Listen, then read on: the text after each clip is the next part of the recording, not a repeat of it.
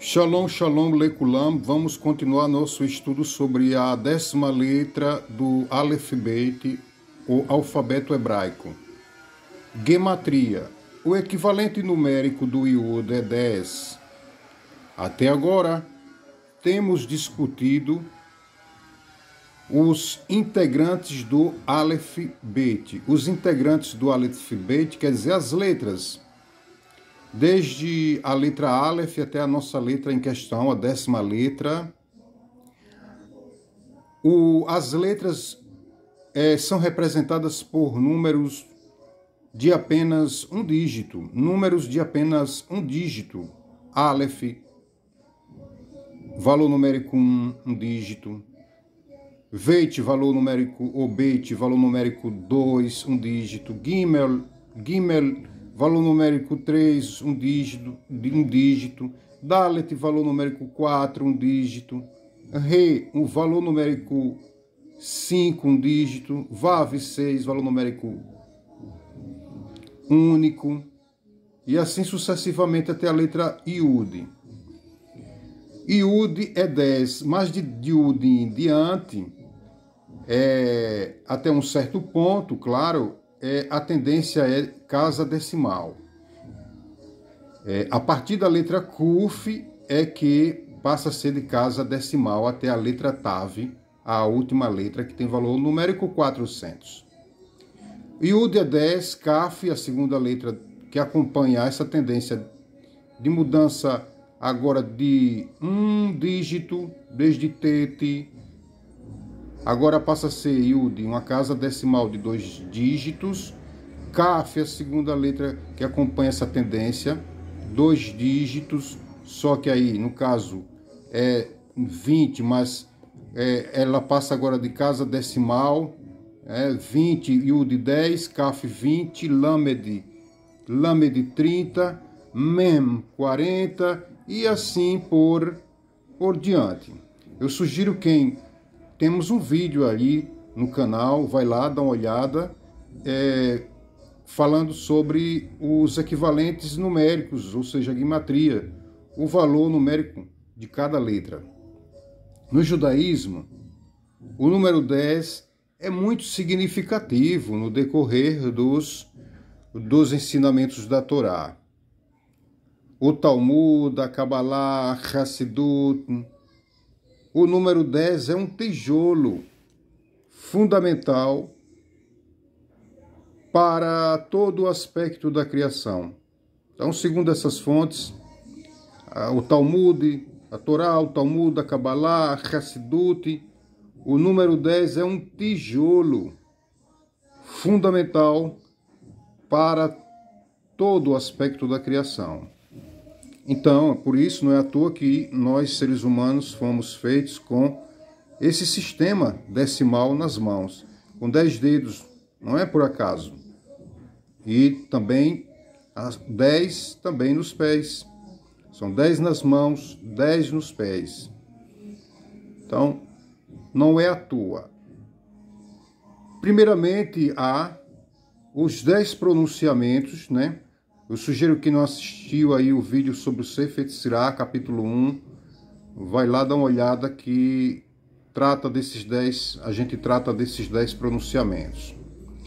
Pronunciamentos da fala do Criador, né? Com os quais o Eterno criou o mundo.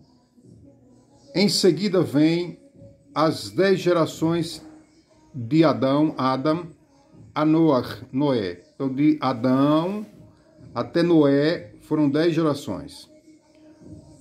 Houve as 10 pragas que Hashem enviou sobre o povo egípcio e 10 milagres que ele realizou para o seu povo, para salvá-los daquelas pragas. Hashem desafiou o povo judeu com 10 testes no deserto. E, é claro, Hashem nos deu os 10 mandamentos.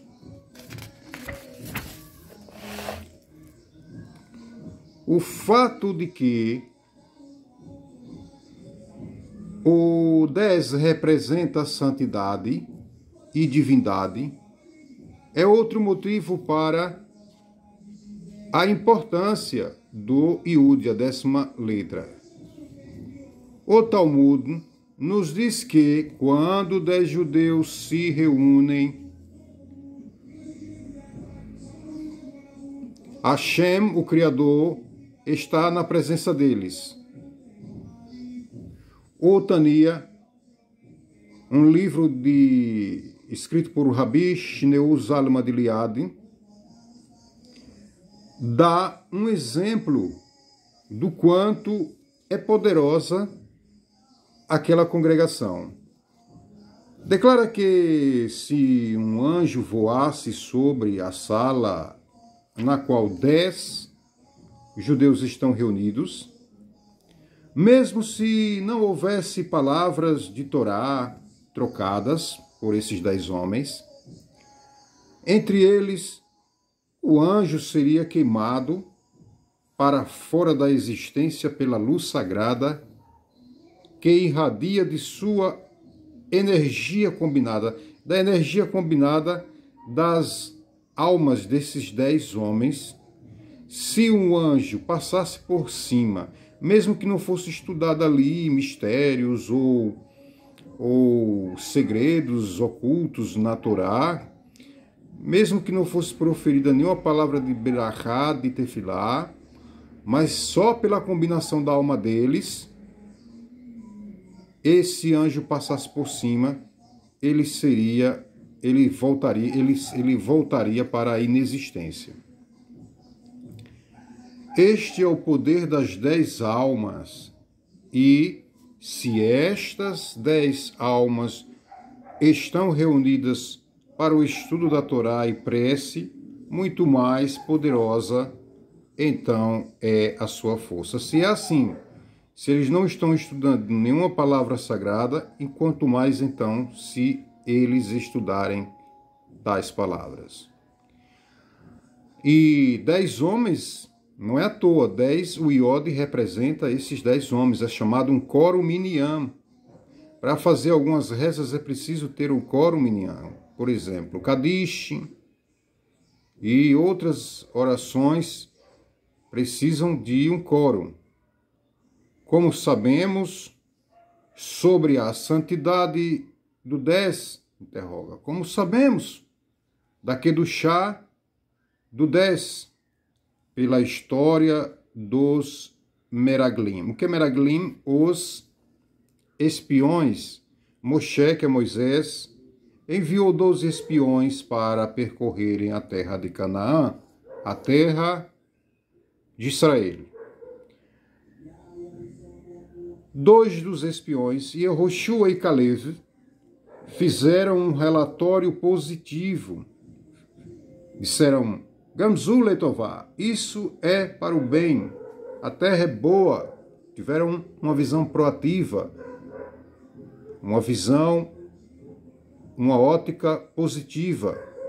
Se Hashem desejar, disseram eles, Yehoshua e Caleb, se Hashem desejar, certamente podemos subir e conquistá-la.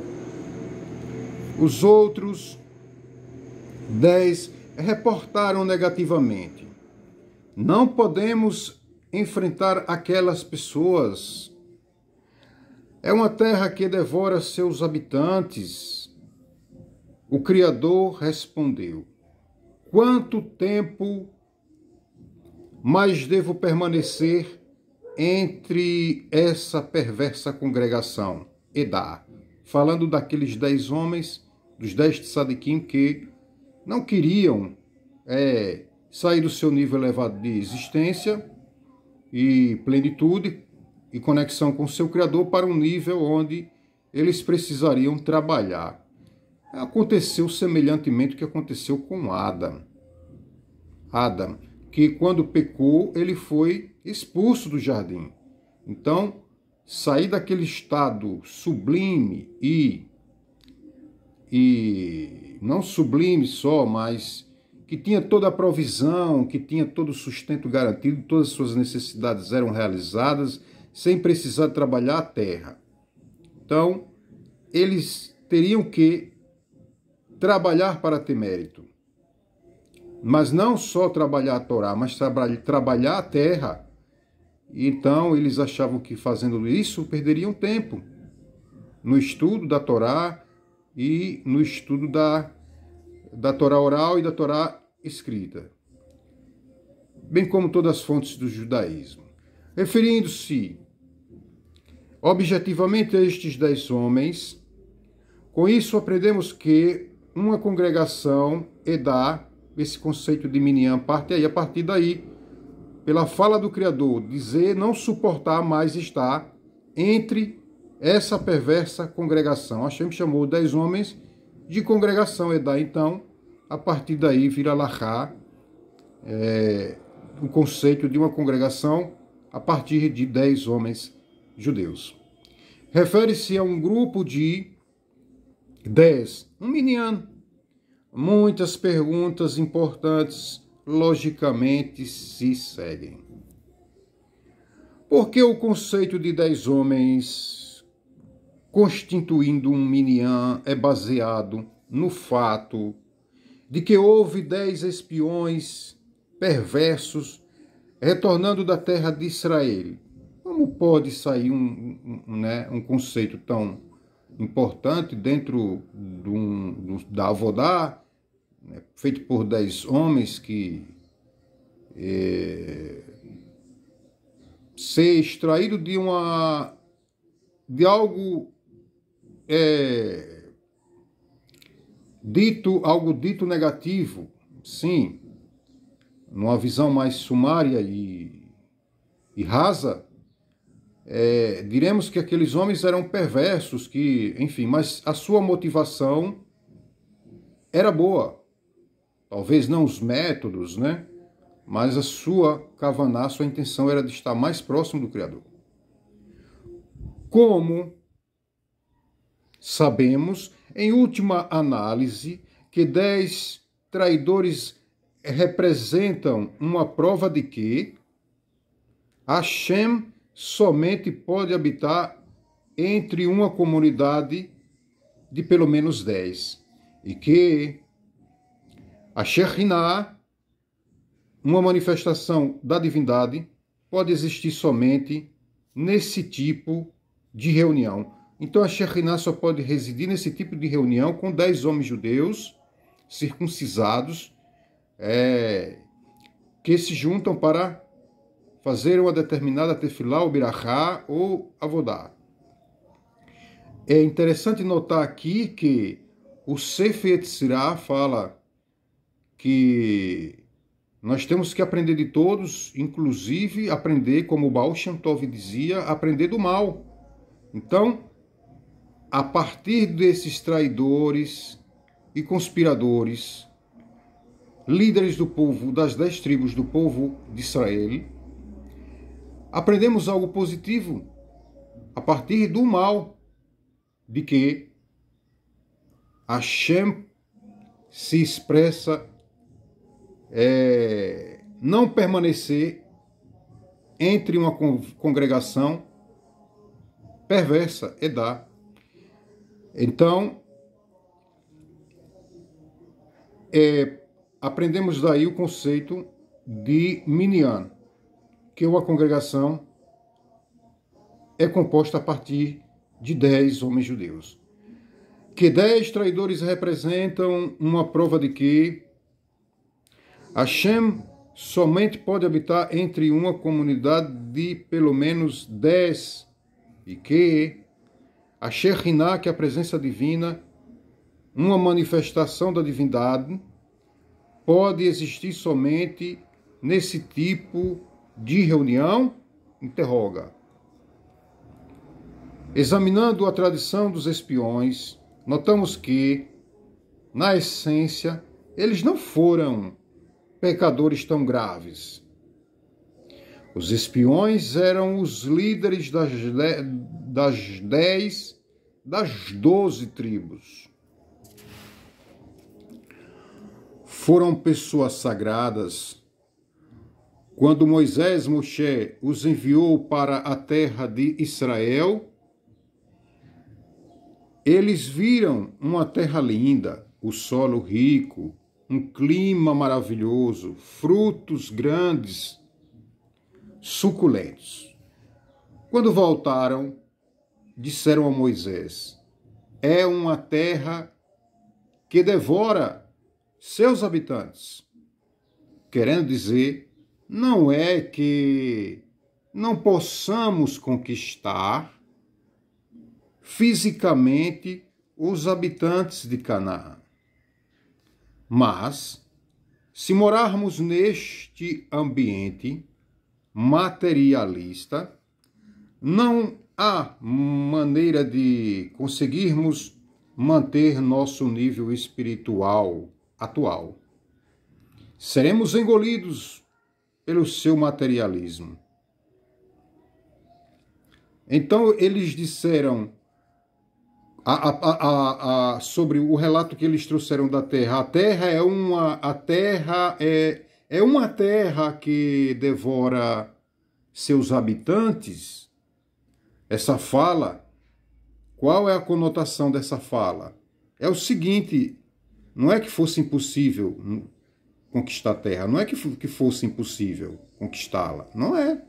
Não, é que não é que não possamos conquistá-la fisicamente e os habitantes de Canaã, mas se morarmos neste ambiente materialista, e nós vamos entender por quê, não há uma maneira de conseguirmos manter nosso nível espiritual atual. Lá eles tinham tudo, né? Como foi falado. Hashem fazia tudo, dava tudo, não precisava trabalhar, era só estudar a Torá.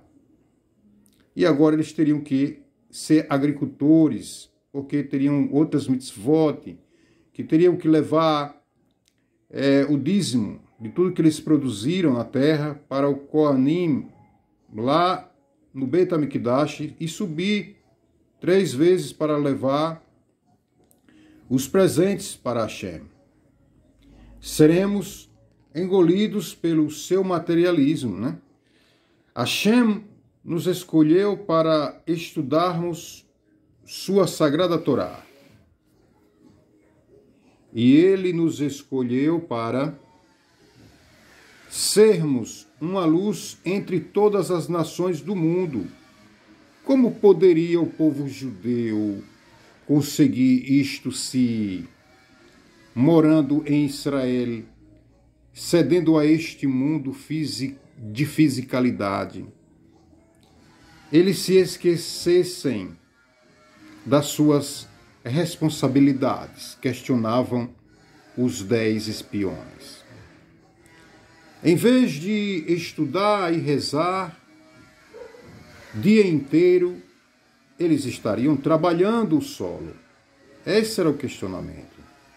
Vamos deixar sair daqui, a gente tem tudo aqui na nuvem de glória, temos todas as nossas necessidades supridas, estamos numa comunicação e numa união com o nosso Criador de uma forma ímpar e singular, para sair agora para um nível mais rebaixado de espiritualidade, segundo eles, estariam colhendo a deliciosa produção e se esqueceriam de tudo aquilo pelo qual vieram. No deserto, o povo judeu foi essencialmente sustentado. Hashem deu tudo para eles. Eles tinham maná, caía, um tzadik, o maná caía na porta, devido aos seus numeráveis méritos. O Benoni, o intermediário, caía na metade, um pouco mais longe da sua porta. E o Urachá caminhava quilômetros para pegar, porque caía muito longe da casa deles. Eles tiveram maná do céu para comer. Tinham água do poço de Míriam para beber. Suas roupas eram lavadas e mantidas pelas nuvens de glória. Ou seja, as nuvens de glória eram um bloco quadrado, e um bloco quadrado de nuvem e o povo judeu ficava dentro e protegido por ela, e era como uma máquina de lavar nesse caso. Colocava-se lá nas nuvens de glória, e lá era como uma máquina de lavar. Passava roupa e já saía centrifugada, seca. Portanto, o que faziam o dia inteiro? O que faziam o dia inteiro? Se todas as suas necessidades eram respondidas pelo mestre, o Ribono Shel Olam, o mestre do mundo. Eles discutiam as instruções passadas por Moshe e mergulhavam em seus segredos. Na introdução a Mishnah, o Rambam Maimônides, ele discute como a lei oral, o Talmud, foi entregue ao povo. A cada vez que Hashem dava uma lei a Moisés, este a ensinava 4 vezes.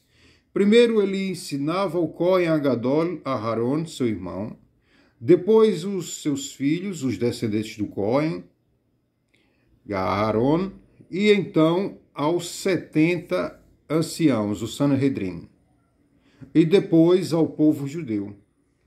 Depois disso tudo, a nação se dividiu em pequenos grupos e discutiu a lei particular, analisando-a repetidamente até que estivessem certos de cada um dos seus aspectos. Essa era a rotina diária do povo judeu no deserto. Estudaram do Torá de dia e de noite, e tendo suas necessidades recebidas por Akadosh Baruch Hu.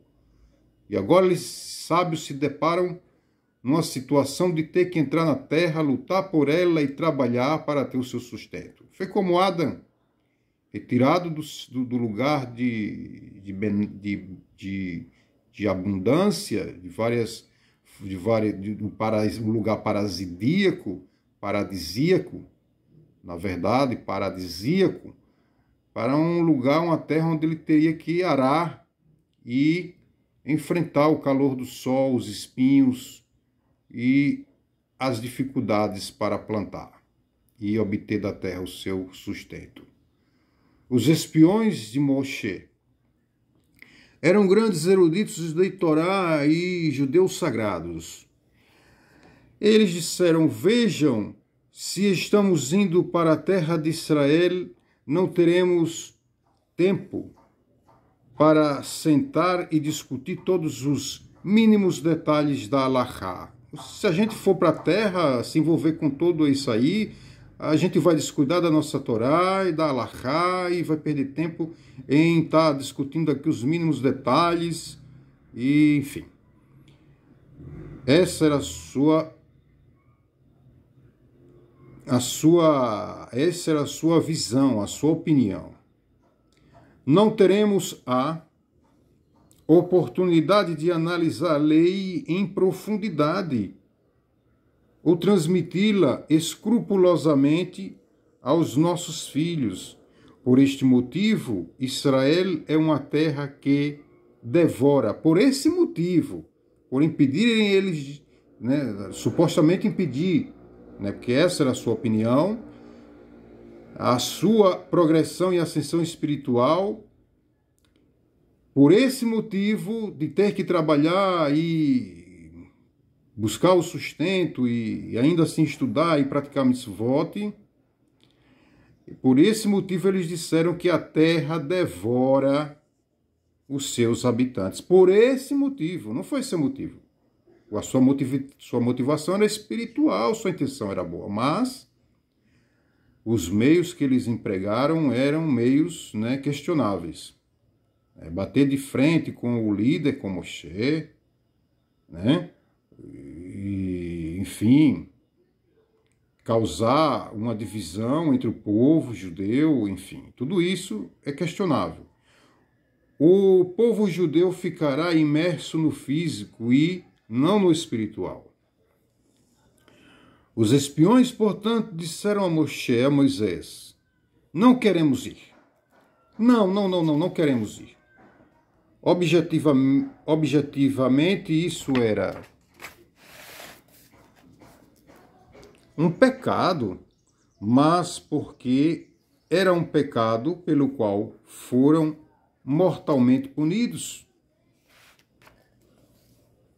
Porque a intenção original e fundamental de Hashem, o Criador, ao nos trazer ao mundo, não foi para evitar a fisicalidade, mas para transformar o físico em espiritual. Essa é a missão de estarmos aqui. Este é o supremo objetivo da nação judaica e de todo justo, por extensão. Portanto, o episódio dos espiões representa um paradoxo bastante singular. Eles pecaram porque não seguiram o objetivo divino de fazer desse mundo aqui uma morada para Kadosh Baruch Hu, de conquistar a terra.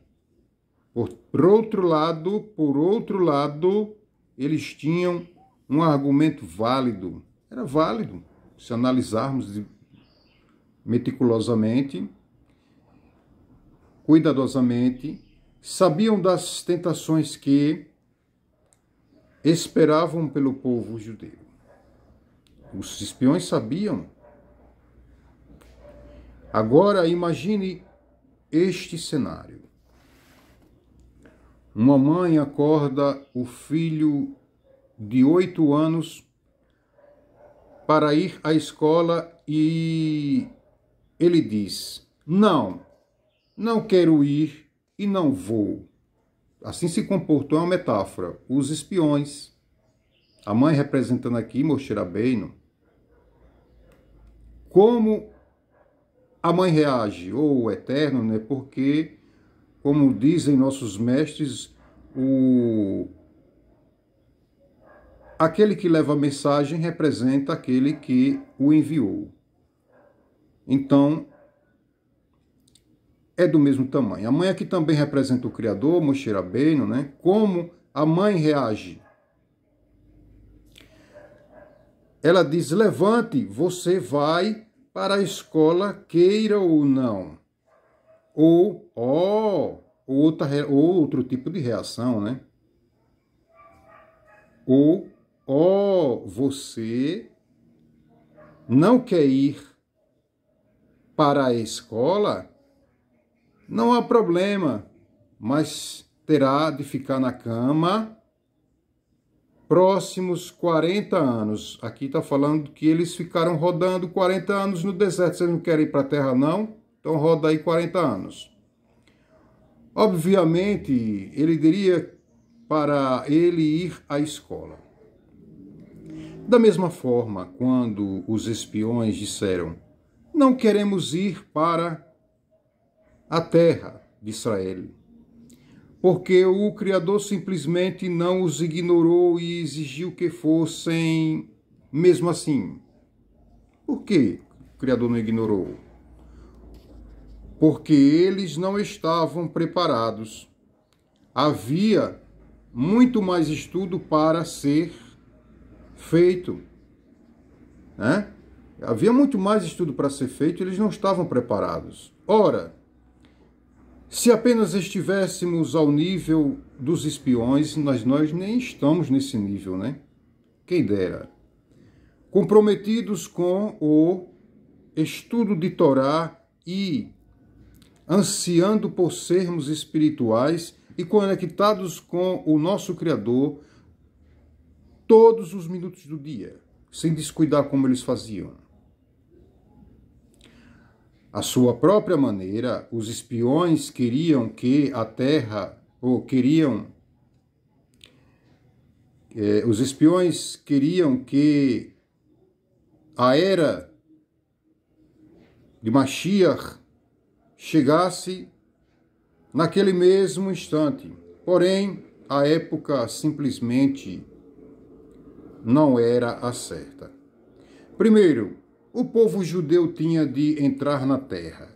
Eles tinham de trabalhá-la e levar seus frutos a Hashem 3 vezes quando eles subissem nas Minhagim, nas festas, nas festas de peregrinação que o povo faz, que é Pesach, Shavuot e Sukkot, para levar presentes para o templo, para Hashem, porque a Torá pede, exemplificando como tudo neste mundo físico está conectado ao espiritual.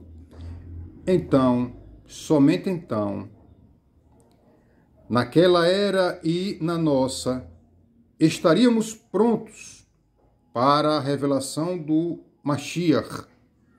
Esta é a riqueza, da passagem da qual derivamos o conceito de um minyan, um quórum de 10 homens. Até o dia de hoje, sempre que 10 judeus se reunirem por qualquer motivo, que seja esse de santidade, é um coro de santidade. Que seja de santidade, Hashem está entre eles. Então, aqui terminamos mais uma parte desse estudo da letra Aleph e concluiremos com mais um vídeo. Então, para que eu peço a vocês para que façam sua inscrição, faça a sua inscrição você ainda que não fez, faz seu comentário, deixa o seu like, afinal não custa nada e só ajuda para nos motivar e nos incentivar a estar trazendo mais sabedoria do Eterno para estarmos compartilhando com essas riquezas, com a sabedoria do Criador. Eu desejo a todos bons estudos. Shalom, shalom.